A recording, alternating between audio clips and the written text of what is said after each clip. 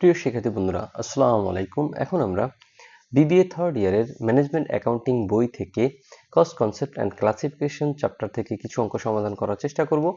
আশা করি সবাই সাথে থাকবেন।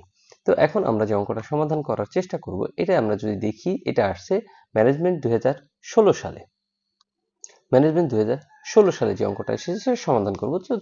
তো চলুন আমরা প্রথমে অঙ্কটা পড়ার চেষ্টা করি।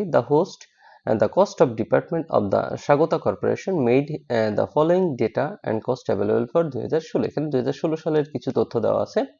তো আমাদের যদি দেখি, আমাদের কি করতে বলছে, required statement of cost of goods sold করতে বলছে এবং ইনকাম স্টেটমেন্ট করতে বলছে।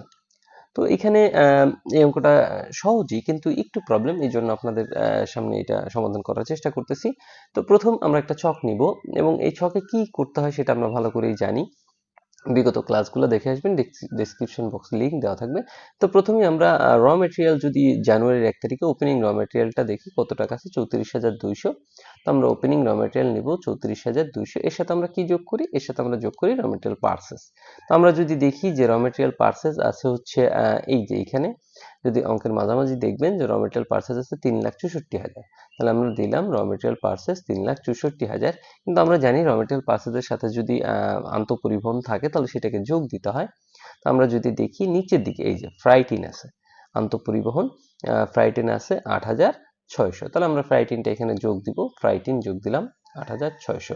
এরপর যদি পার্সেসের থেকে পার্সেস ডিসকাউন্ট নামে কোনো জিনিস থাকে, মানে তাহলে সেটাকে আমাদের বাদ দিতে হবে। তাহলে অঙ্কের শেষের দিকে যদি দেখেন যে এখানে পার্সেস ডিসকাউন্ট আছে কত টাকা, 5,200। তাহলে আমরা পার্সেস ডিসকাউন্ট এখান থেকে বাদ দিয়ে পার্সেসটাকে খাঁটি করলাম আর কি। তাহলে আমাদের টাকা হলো 3,67,400 এবং উপরে ওপেনিং ইনভেন্টরির সাথে যোগ দেওয়ার পর সে 4,01,600। তো এরপর যদি আমরা দেখি যে আমাদের এখান থেকে ইন্ডিং ইনভেন্টরিটা, র মেটেরিয়াল ইন্ডিংটা বাদ দিতে হবে। তাহলে আমরা যদি দেখি র মেটেরিয়াল ইন্ডিংটা হচ্ছে 49,300। তাহলে আমরা র মেটেরিয়াল ইন্ডিং এখান থেকে বাদ দিলাম 49,300। তাহলে ম্যাটেরিয়াল ইউজড বা কনজিউম আমাদের কত হইলো? 3,52,300। এর সাথে আমরা যোগ দিব অঙ্কের নিয়ম অনুযায়ী ডাইরেক্ট লেবার। তাহলে আমরা যে চলেন ডাইরেক্ট লেবারটাকে খুঁজে বের করি। এই যে র মেটেরিয়াল পার্সেসের নিচে আমাদের ডাইরেক্ট লেবার দেওয়া আছে, কত টাকা দেওয়া আছে দেখি, 1,62,500। তাহলে আমরা ডাইরেক্ট লেবার এখানে দিলাম 1,62,500। তাহলে র মেটেরিয়াল ইউজের সাথে যদি আমরা ডাইরেক্ট লেবার যোগ দিই তাহলে আমাদের অঙ্কে কি আসে? প্রাইম কস্ট আসে। তাহলে আমরা প্রাইম কস্ট দিলাম 5,14,800। এর সাথে আমরা কি যোগ দিব? এর সাথে আমরা যোগ দিব ফ্যাক্টরি ওভারহেড। এখন দেখি যে উপর থেকে আমরা ফ্যাক্টরি ওভারহেড কি কি আছে।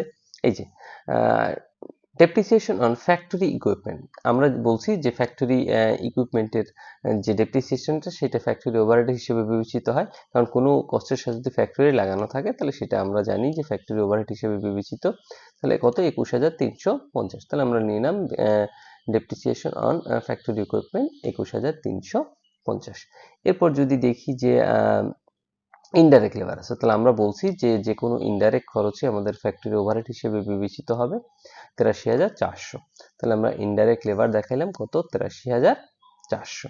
এরপর দেখি মিসেলেনিয়াস ফ্যাক্টরি, এই যে ফ্যাক্টরি লাগানো আছে, আমরা বলছি ফ্যাক্টরি লাগানো থাকলে সেটা ফ্যাক্টরি ওভারহেড হিসেবে বিবেচিত।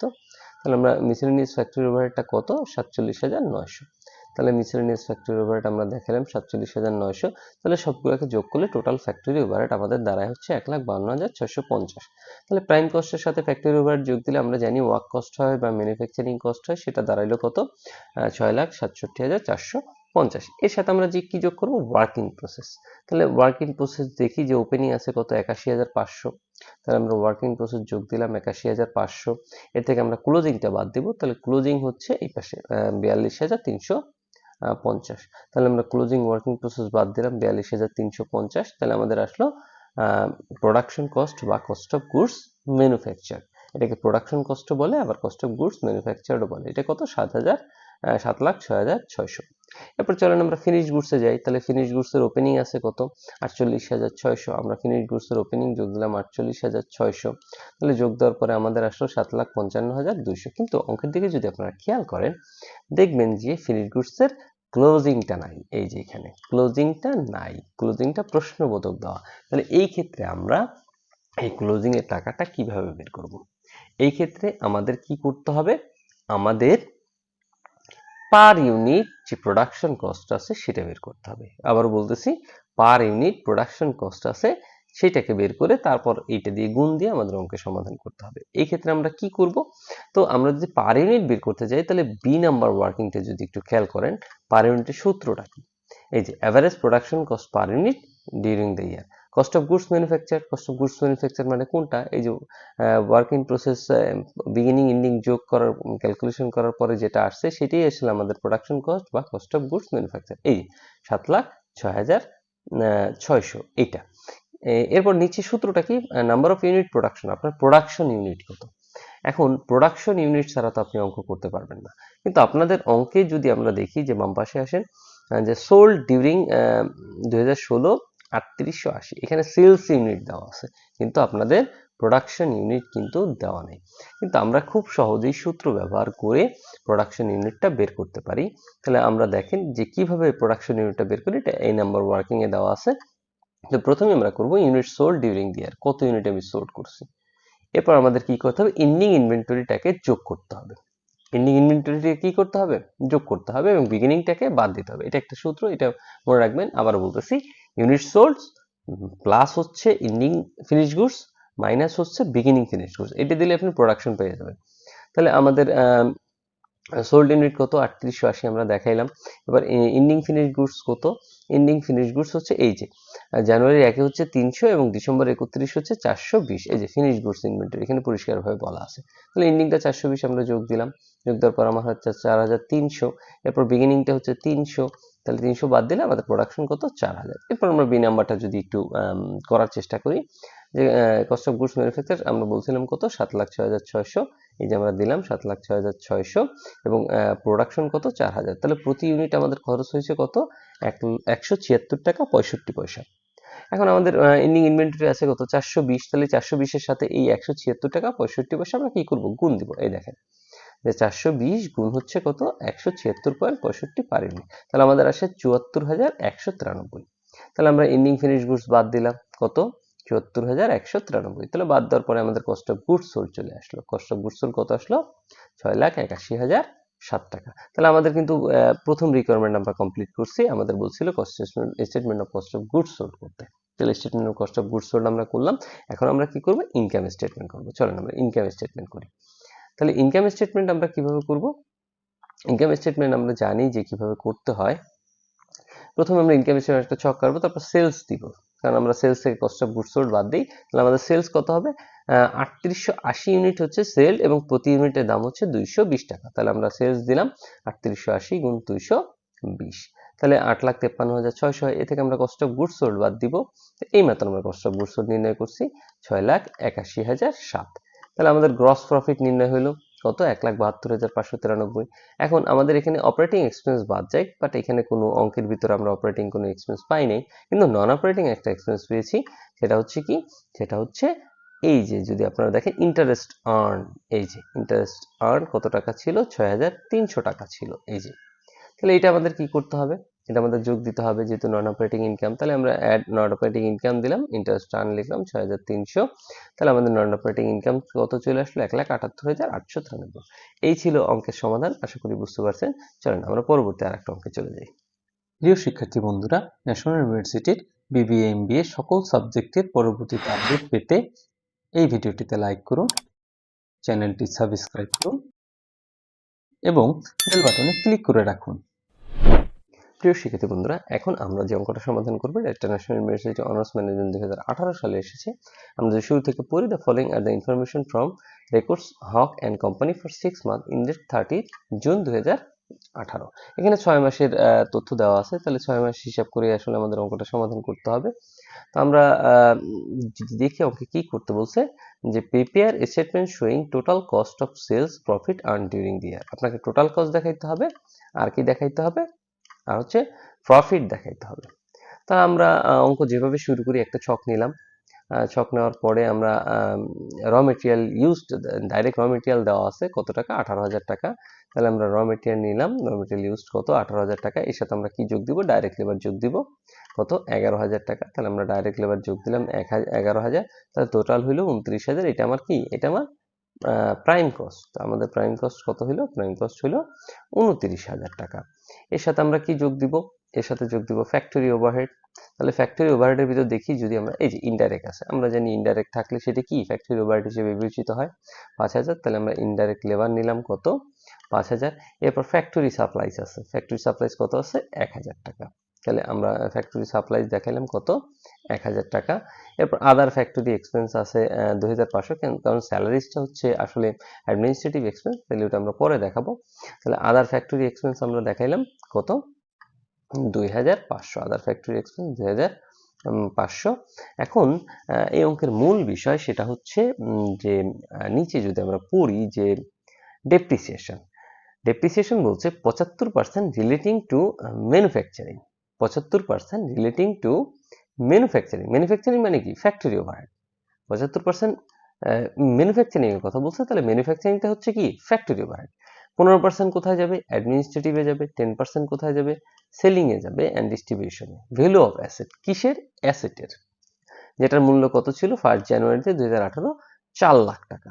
তাহলে 4 লাখ টাকার 5%, তাহলে 4 লাখ টাকার যদি আমরা 5% করি তাহলে হয় কত 20,000 টাকা হয়। আপনারা ক্যালকুলেটরে করে দেখবেন যে 4 লাখ টাকার 5% কত হয় 20,000 টাকা। এখন আমাদের অঙ্ক তো 6 মাসে, তাহলে 4000 যদি 20,000 টাকা হয়, যদি আমরা 6 মাসের নেই মানে ভাগ যদি 12 দেই এবং 6 দিয়ে গুণ দিই তাহলে কত দেখবেন কত হয় 10,000 টাকা হয়। তাহলে আমাদের ডেপ্রিসিয়েশন কিন্তু আমরা খুব সহজে নির্ণয় করতে পারছি যে এই যে অ্যাসেটটা আছে এই অ্যাসেটটার ডেপ্রিসিয়েশন কত, অ্যাসেটটার ডেপ্রিসিয়েশন হচ্ছে 10,000। এখন এই 10,000 টাকা 75% যাবে হচ্ছে ম্যানুফ্যাকচারিং এ। তাহলে আমরা 10,000 দিলাম এবং 75% দিব, 75% দিলে কত হয় 7,500 হয়। এবং বাদ বাকি 15% অ্যাডমিনিস্ট্রেটিভ যাবে এবং 10% যাবে হচ্ছে সেলিং অ্যান্ড ডিস্ট্রিবিউশনে। এখন কথা হচ্ছে আমাদের টোটাল ডেপ্রিসিয়েশন পাইছি আমরা কত 10,000 টাকা। কিভাবে পেলাম 4 লাখ টাকার 5% আসছে 20,000, যেহেতু এটা 6 মাসের অঙ্ক তাহলে আমরা 12 দিয়ে ভাগ দিব, 6 দিয়ে গুণ দিব। আশা করি বুঝতে পারছেন। এখন আমরা আসি যে প্রোডাকশন কস্ট বা ওয়ার্ক কস্ট যেটাকে বলে, এটাকে আপনি প্রোডাকশন কস্টও বলতে পারেন, ওয়ার্ক কস্ট বলতে পারেন, ম্যানুফ্যাকচারিং কস্টও বলতে পারবেন। টোটাল আসছে কত 45,000 টাকা। এরপর আমরা কি করব, এরপর আমরা ওয়ার্কিং প্রসেস, ওপেনিং ক্লোজিং এগুলো আসলে অঙ্কের ভিতর আপনারা পড়ে দেখবেন যে কিচ্ছু নাই, আবার ফিনিশ গুডসের ওপেনিং ক্লোজিংও কিচ্ছু নেই। তাহলে আমরা ডাইরেক্ট কি করব অপারেটিং এক্সপেন্স হিসেবে যোগ দেব। তাহলে অপারেটিং এক্সপেন্স কয় ধরনের, 2 ধরনের। তাহলে প্রথম কি অ্যাডমিনিস্ট্রেটিভ, তাহলে এখানে যদি আমরা পড়ি যে প্রোভাইডেড 3/2 অংশ স্যালারি যাবে হচ্ছে অফিসে এবং বাদ বাকি দা ব্যালেন্স, ব্যালেন্স বলতে কি বাদ বাকি। তাহলে আমরা দেখতে পাইতেছি যে 3/2 ভাগ যাবে কোথায়, 3/2 ভাগ যাবে হচ্ছে অফিসে। তাহলে থাকে কত 3/1 ভাগ, 1 ভাগ যাবে কোথায় সেলিং এ। তাহলে আমরা স্যালারিসটা একটু দেখি, স্যালারিস হচ্ছে 9,000 টাকা। তাহলে 9,000কে আপনি 3 দিয়ে ভাগ দিবেন, 2 দিয়ে গুণ দিবেন, তাহলে কত হয় 6,000 টাকা হয়। তাহলে আমরা যদি দেখি এই যে 9,000কে 3 দিয়ে ভাগ দিবেন, 2 দিয়ে গুণ দিবেন, 6,000 টাকা কোথায় যাবে অ্যাডমিনিস্ট্রেটিভে যাবে।